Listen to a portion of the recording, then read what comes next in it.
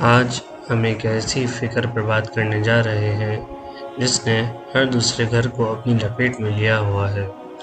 وہ فکر ہے رزق کی تنگی، کاروبار کا نہ چلنا، گھر میں برکت کا نہ ہونا اور ہر وقت قرض کے بوجھ تلے دبے رہنا۔ آج کا انسان صبح سے لے کر رات تک فقط اسی دور میں لگا ہے کہ پیسہ کیسے کمایا جائے۔ محنت میں کوئی کمی نہیں چھوڑتا، ڈبل شفٹیں لگاتا ہے، دن رات ایک کرتا ہے، لیکن مہینے کے آخر میں وہی تنگ دستی اور پریشانی سامنے کھڑی ملتی ہے۔ انسان سوچتا ہے کہ آخر ایسی کیا وجہ ہے کہ اتنی محنت کے باوجود بھی گھر میں سکون اور برکت نہیں آ رہی۔ آپ نے اکثر دیکھا ہوگا کہ کچھ لوگ بہت تھوڑی محنت کرتے ہیں لیکن ان کے گھروں میں سکون بھی ہوتا ہے اور رزق کی کثرت بھی ہوتی ہے، جبکہ دوسری طرف ایک شخص خون پسینہ بہاتا ہے پر اس کی ضروریات پوری نہیں ہوتی۔ میرے عزیز دوستو، رزق کا تعلق صرف انسان کے بھاگنے دوڑنے سے نہیں ہے، بلکہ رزق کا ایک بہت بڑا تعلق آسمان والے کے فیصلوں اور ان سنہری اصولوں سے ہے جو ہمارے پیارے نبی اکرم صلی اللہ علیہ وسلم نے ہمیں سکھایا ہے۔ اگر ہم ان نبی نسخوں کو اپنی زندگی میں شامل کر لیں تو چاہے دکان چھوٹی ہو یا نوکری معمولی ہو، اللہ اس میں ایسی بے پناہ برکت عطا فرمائیں گے کہ تنگ دستی کا ہمیشہ کے لیے خاتمہ ہو جائے گا۔ سب سے پہلے ہمیں اپنے عقیدے کو ٹھیک کرنا ہوگا۔ ہمیں یہ بے یقین سمجھنا ہوگا کہ روزی دینے والی ذات کسی مینیجر، کسی کمپنی یا کسی سیٹ کی محتاج نہیں ہے، بلکہ رزق کا اصل مالک تو صرف اور صرف اللہ ہے۔ انسان جب کسی بندے کو اپنا رزق سمجھ لیتا ہے تو اللہ اس بندے کے سہارے کو ہی چھوڑ دیتے ہیں۔ اللہ تعالیٰ نے قرآن پاک کی سورہ ہود میں صاف الفاظ میں ذمہ داری کا اعلان فرمایا ہے۔ وَمَا مِن دَابَّةٍ فِي الْأَرْضِ إِلَّا عَلَى اللَّهِ رِزْقُهَا، اور زمین پر چلنے والا کوئی بھی جاندار ایسا نہیں ہے جس کے رزق کی ذمہ داری اللہ پر نہ ہو۔ اس آیت پر غور کریں۔ اللہ نے فرمایا یعنی زمین پر رینگنے والے، چلنے والے، تیرنے والے، چھوٹے سے چھوٹا کیڑا بھی جو پتھر کے اندر رہتا ہے، اس کا رزق بھی اللہ کے ذمہ ہے۔ تو کیا وہ اللہ جو اندھیری رات میں کالے پتھر کے اندر موجود کیڑے کو روزی پہنچاتا ہے، وہ آپ کو اور آپ کے بچوں کو بھوکا چھوڑ دے گا؟ ہرگز نہیں۔ ہمارا مسئلہ یہ ہے کہ ہم نے رزق کو اسباب کی ترازو میں تولنا شروع کر دیا ہے۔ روزی کا لکھا جانا ہماری پیدائش سے پہلے طے ہو چکا ہے، بس ہمیں ان راستوں کو اختیار کرنا ہے جو نبی نسخہ کیمیا میں بتائے گئے ہیں۔ سب سے پہلا نسخہ ہے تقوی اور گناہوں سے پرہیز۔ رزق میں برکت کا جو سب سے پہلا بنیادی نبی نسخہ ہے وہ ہے تقوی، یعنی اللہ کا خوف اور گناہوں کو چھوڑ دینا۔ بعض اوقات ہماری اپنی ہی چھوٹی بڑی نافرمانیاں ہمارے رزق کے راستے میں دیوار بن جاتی ہیں۔ ہم سمجھتے ہیں کہ جھوٹ بول کر، دھوکہ دے کر یا ہیرا پھیری کر کے ہم زیادہ کما لیں گے، لیکن یاد رکھیں اس طرح سے پیسے تو شاید آ جائیں پر برکت ہمیشہ کے لیے چلی جاتی ہے۔ اللہ تعالیٰ نے سورہ طلاق میں اس حقیقت کو یوں بیان فرمایا ہے: وَمَن يَتَّقِ اللَّهَ يَجْعَل لَّهُ مَخْرَجًا وَيَرْزُقْهُ مِنْ حَيْثُ لَا يَحْتَسِبُ، اور جو کوئی اللہ سے ڈرے گا اللہ اس کے لیے مشکلات سے نکلنے کا راستہ بنا دے گا اور اسے ایسی جگہ سے رزق دے گا جہاں سے اس کا گمان بھی نہ ہو۔ تقوی کا مطلب یہ ہے کہ جب آپ کے پاس حرام کمانے کا موقع ہو اور آپ صرف اس لیے پیچھے ہٹ جائیں کہ میرا رب مجھے دیکھ رہا ہے، تو اللہ آپ کے لیے حلال رزق کے وہ دروازے کھول دیں گے جو آپ کے دماغ میں بھی نہیں ہوں گے۔ گناہ روزی کو چھین لیتے ہیں اور تقوی روزی کو کھینچ کر لاتے ہیں۔ اگر آج ہی ہم جھوٹ، سود اور دھوکے بازی سے توبہ کر لیں تو آسمان سے برکت کی بارش شروع ہو جائے گی۔ حدیث کی روشنی میں گناہ اور تنگ دستی کا تعلق۔ نبی کریم صلی اللہ علیہ وسلم نے صاف الفاظ میں آگاہ فرمایا ہے کہ انسان کے گناہ اس کے مالی نقصان کا سبب بنتے ہیں۔ ہم سوچتے ہیں کہ شو روم، دکان یا ملازمت پر محنت ہی سب کچھ ہے، لیکن اگر پیچھے سے گناہ کی نحوست شامل ہو تو کمائی پانی کی طرح بہہ جاتی ہے۔ مسند احمد کی ایک عظیم حدیث مبارکہ میں حضور اکرم صلی اللہ علیہ وسلم نے فرمایا، بے شک انسان کو اس رزق سے محروم کر دیا جاتا ہے جو اس کے مقدر میں ہوتا ہے، صرف اس گناہ کی وجہ سے جو وہ کرتا ہے۔ اس بات کی گہرائی کو سمجھیں، روزی آپ کے نام لکھی جا چکی تھی، وہ آپ کے گھر کے دروازے تک پہنچنے والی تھی، لیکن آپ نے کوئی ایسا گناہ کیا، چاہے وہ کسی کا دل دکھانا ہو، نماز قضا کرنا ہو یا حرام نگاہ ہو، کہ اس کے گناہ کی نحوست کی وجہ سے وہ رزق واپس چلا گیا، اس سے برکت ختم ہو گئی۔ برکت کا مطلب یہ ہے کہ آپ کے پاس لاکھوں ہوں، بلکہ برکت یہ ہے کہ تھوڑے پیسے میں بھی آپ کی ضروریات پوری ہو جائیں، گھر میں کوئی بیماری نہ آئے اور دل کو سکون نصیب ہو۔ دوسرا نسخہ کثرت استغفار ہے۔ رزق کا دوسرا عظیم نبوی نسخہ استغفار ہے، یعنی کثرت سے اللہ سے اپنے گناہوں کی معافی مانگنا۔ استغفار صرف گناہ معاف کروانے کے لیے نہیں ہے، بلکہ یہ آسمان سے خزانے اتارنے کی چابی ہے۔ جب زمین پر قحط پڑتا تھا، یہ لوگ مالی پریشانی کی شکایت لے کر آتے تھے تو صحابہ اور علماء انہیں کثرت استغفار کا حکم دیتے تھے۔ قرآن پاک میں حضرت نوح علیہ السلام کا قول بیان کرتے ہوئے اللہ نے فرمایا ہے، فَقُلْتُ اسْتَغْفِرُوا رَبَّكُمْ إِنَّهُ كَانَ غَفَّارًا يُرْسِلِ السَّمَاءَ عَلَيْكُمْ مِدْرَارًا وَيُمْدِدْكُمْ بِأَمْوَالٍ وَبَنِينَ وَيَجْعَلْ لَكُمْ جَنَّاتٍ وَيَجْعَلْ لَكُمْ أَنْهَارًا۔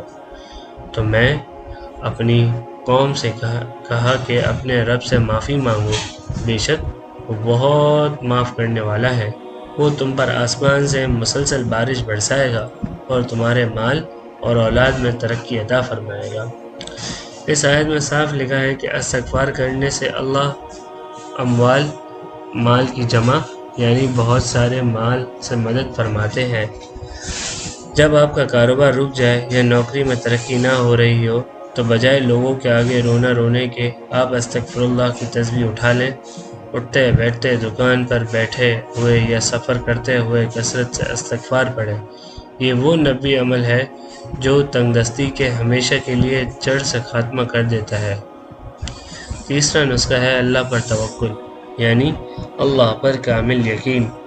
رزق میں بے پناہ برکت کا تیسرا عظیم نسخہ توکل ہے۔ توکل کا مطلب یہ ہے کہ آپ محنت پوری کریں، اپنی دکان کھولیں، اپنی نوکری پر جائیں، لیکن جو آپ کا دل ہو وہ اس بات پر مطمئن ہو کہ کامیابی اور روزی میرا اللہ ہی دے گا۔ ہمارا مسئلہ یہ ہے کہ ہمارا توکل اسباب پر زیادہ ہے اور رزق پر کم۔ سنن ترمذی کی ایک بہت مشہور اور پیاری حدیث میں رسول اللہ صلی اللہ علیہ وسلم نے فرمایا، اگر تم اللہ پر ویسا توکل کرو جیسا کہ اس پر توکل کرنے کا حق ہے تو وہ تمہیں اس طرح رزق عطا فرمائے گا جیسے پرندوں کو دیتا ہے، جو صبح خالی پیٹ نکلتے ہیں اور شام کو پیٹ بھر کر واپس آتے ہیں۔ غور کریں، پرندوں کے پاس کوئی بینک بیلنس نہیں ہوتا، ان کے کوئی گودام نہیں ہوتے، نہ ہی ان کی کوئی فکس نوکری ہوتی ہے۔ وہ صبح صرف اللہ کے بھروسے اپنے گھونسلوں سے نکلتے ہیں اور شام کو ان کا پیٹ بھرا ہوتا ہے۔ جب اللہ ایک ناچیز پرندے کو بھوکا نہیں سلاتا تو آپ جو اس کے محبوب کی امت ہیں، اشرف المخلوقات ہیں، آپ کو کیسے بھوکا چھوڑے گا؟ بس اپنے یقین کو پختہ کریں اور فکر روزی اللہ کے سپرد کر دیں۔ چوتھا نسخہ ہے صلہ رحمی، رشتہ داروں سے اچھا سلوک۔ اکثر لوگ اس نسخے سے بالکل غافل ہیں۔ لوگ سمجھتے ہیں کہ رشتہ داروں پر پیسہ خرچ کرنے سے مال کم ہو جاتا ہے، یا ان سے تعلق ٹھیک رکھنے سے رکھنے کا رزق سے کیا تعلق؟ لیکن میرے دوستوں، بھائیوں، بزرگوں، صلہ رحمی یعنی اپنے بھائیوں، بہنوں، چاچا، ماما اور قریبی رشتہ داروں کے ساتھ اچھے تعلقات رکھنا اور ان کی مالی مدد کرنا رزق بڑھانے کا ڈائریکٹ نبوی نسخہ ہے۔ صحیح بخاری کی متفق علیہ حدیث ہے۔ حدیث میں آتا ہے کہ حضور اکرم صلی اللہ علیہ وسلم نے فرمایا، جو شخص یہ پسند کرتا ہے کہ اس کے رزق میں فراخی کی جائے اور اس کی عمر دراز کی جائے تو اسے چاہیے کہ وہ صلہ رحمی کرے، یعنی اپنے رشتہ داروں کے ساتھ اچھا سلوک کرے۔ اگر آپ کے گھر میں تنگ دستی ہے تو ذرا غور کریں کہ کہیں آپ اپنی بہن سے جھگڑا تو نہیں، کہیں آپ کے اپنا بھائی سے تعلق تو نہیں ٹوٹا۔ اگر آپ کے رشتہ دار غریب ہیں اور آپ صاحب حیثیت ہیں تو سب سے پہلے ان کی مدد کریں۔ رشتہ داروں کو دینے کا دوہرا ثواب ہے، ایک صدقہ اور ایک صلہ رحمی کا۔ جب آپ اللہ کے بندوں کے رشتوں کو جوڑتے ہیں تو اللہ آپ کے رزق کے دروازے کھول دیتا ہے۔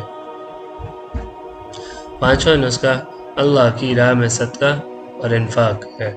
شیطان انسان کو ڈراتا ہے کہ اگر تم نے صدقہ دیا تو تم غریب ہو جاؤ گے۔ یہ شیطان کا بہت بڑا دھوکہ ہے۔ آسمان کا قانون یہ ہے کہ دینے سے مال کم نہیں ہوتا بلکہ بڑھتا ہے۔ جیسے ایک درخت کی جب شاخیں کاٹی جاتی ہیں تو وہ پہلے سے زیادہ گھنا ہوتا ہے۔ اللہ تعالیٰ نے سورہ سبا میں اس سنہری حقیقت کا وعدہ فرمایا ہے، وَمَا أَنفَقْتُم مِّن شَيْءٍ فَهُوَ يُخْلِفُهُ وَهُوَ خَيْرُ الرَّازِقِينَ۔ اور تم جو چیز بھی اللہ کی راہ میں خرچ کرو گے وہ اس کے بدلے تمہیں اور دے گا اور وہ بہترین رزق دینے والا ہے۔ صحیح مسلم کی حدیث میں آتا ہے کہ نبی کریم صلی اللہ علیہ وسلم نے صدقہ دینے سے مال میں کوئی کمی نہیں آتی۔ جب آپ کسی غریب کی مدد کرتے ہیں تو آسمان پر بیٹھا رب فرشتے کو حکم دیتا ہے کہ اس بندے نے میرے بندوں پر خرچ کیا، تم اس کے رزق میں برکت ڈال دو۔ اگر مالی حالات خراب بھی ہوں تب بھی تھوڑا بہت صدقہ دینے کی عادت بنائیں۔ یہ صدقہ آپ پر آنے والی بلاؤں کو بھی ٹال دیتا ہے اور آپ کے کاروبار کو نظر بد سے بھی بچاتا ہے۔ چھٹا نسخہ ہے شکر گزاری اور شکوے شکایت کا خاتمہ۔ آج ہماری زبان پر شکرانے کے الفاظ کم اور گلے شکوے زیادہ ہیں۔ کسی سے پوچھو کیا حال ہے تو وہ رونا شروع کر دیتا ہے کہ جی کاروبار بہت مندہ ہے، حالات بہت خراب ہیں۔ یاد رکھیں، جتنا آپ رونا روئیں گے تنگ دستی اتنی ہی بڑھے گی، اور جتنا آپ اللہ کی دی ہوئی نعمتوں پر شکر ادا کریں گے اللہ ان نعمتوں کو اتنا ہی اضافہ فرمائیں گے۔ سورہ ابراہیم میں اللہ تعالیٰ نے ایک عظیم قانون کا اعلان کیا ہے، لَإِن شَكَرْتُمْ لَأَزِيدَنَّكُمْ وَلَإِن كَفَرْتُمْ إِنَّ عَذَابِي لَشَدِيدٌ۔ اگر تم شکر گزاری کرو گے تو میں تمہیں یقیناً اور زیادہ دوں گا، اور اگر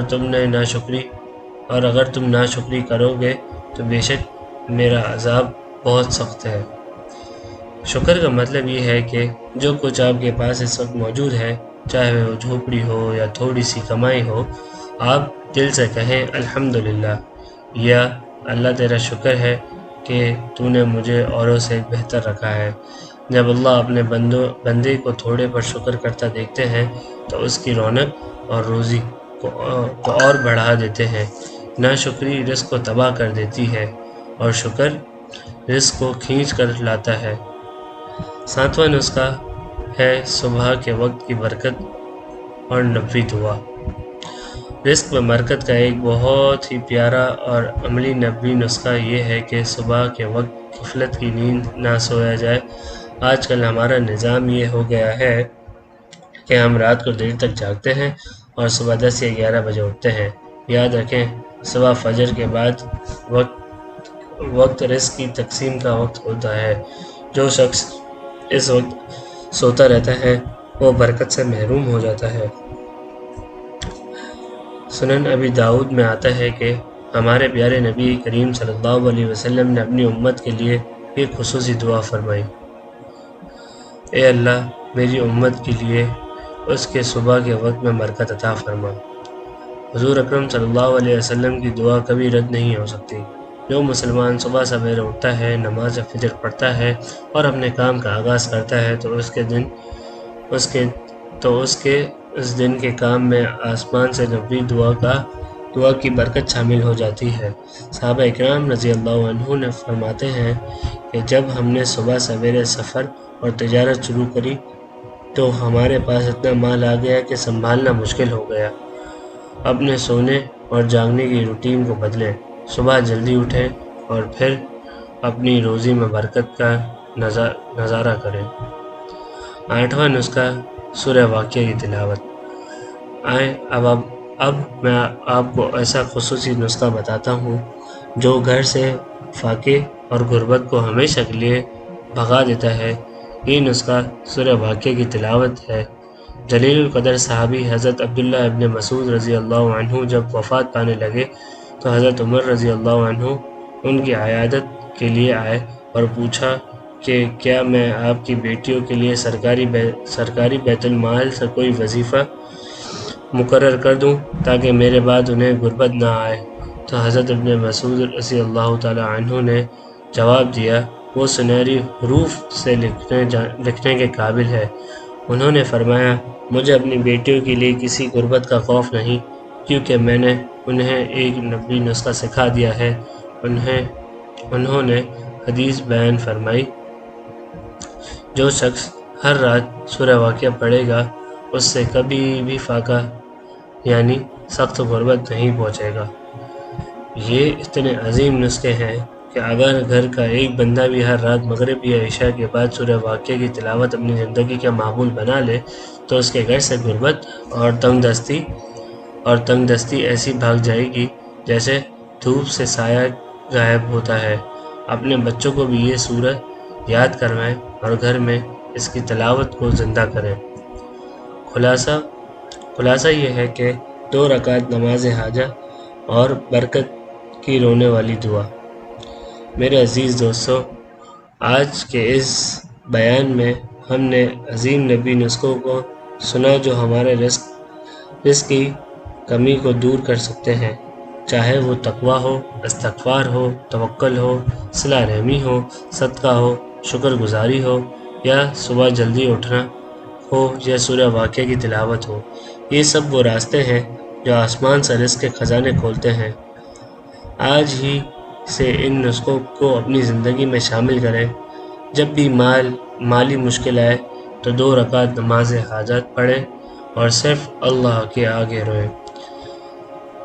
اب ہم سب مل کر نہایت عاجزی کے ساتھ اللہ کی بارگاہ میں ہاتھ اٹھاتے ہیں، دعا کرتے ہیں، اے اللہ، ہم تیرے عزیز اور محتاج بندے ہیں، ہم تیرے حلال رزق کے طلبگار ہیں۔